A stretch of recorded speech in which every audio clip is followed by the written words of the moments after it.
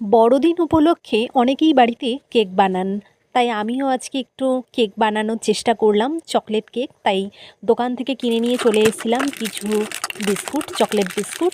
সেগুলো ভালো করে কেটে নিলাম। এরপরে আমি এগুলোকে ভালো করে ব্লেন্ড করে নেব মিক্সার বলে। তারপরে এর সঙ্গে একটুখানি চিনি মেশাবো, চিনিটাও ভালো করে মিক্সড করে ব্লেন্ড করে নেব, দুটো উপকরণই। এরপর এরপর আমি এটা ভালো করে ঢেলে নেবো একটা পাত্রে।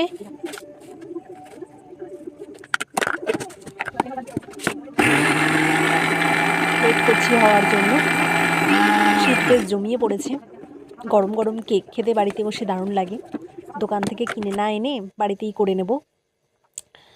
তো দেখো, এবার আমার এই মিক্সটার মধ্যে ঢালবো দুধ, গরম করা দুধ।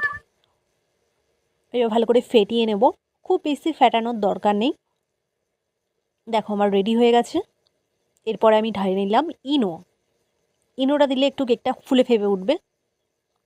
এরপরে ভালো করে তেল আমি অয়েলটা ব্রাশ করে নিলাম বাটির মধ্যে। এরপর এটা আমি ঢেলে নেব। কেকের যে মিশ্রণটা বানিয়েছি ওটা আমি বাটির মধ্যে ঢেলে নিচ্ছি। আর ভালো করে একটু ঠুকে ঠুকে বসিয়ে নেবো, যাতে এর ভেতরে কোনো বাবলস না থাকে, হাওয়া যাতে না থাকে, ওটা বের করে নেবো ঠুকে ঠুকে। এবার একটা প্রেশার কুকারে বালি দিয়েছি, কিছুটা বালি দেওয়ার পরে বালিটা যে হালকা গরম হয়ে যাবে তখন আমি এটা ঢুকিয়ে নেব। বেশ ভালোই গরম হয়ে গেছে, তাই সাঁড়াশি দিয়ে ঢোকালাম। এরপর আমি প্রেশার কুকারের সিটিটা আর ইয়েটা খুলে নিলাম। খুলে নেওয়ার পরে ভালো করে মুখটা বন্ধ করে নিলাম। দেখো রেডি আমার পুরো cake. Thank you watching my video.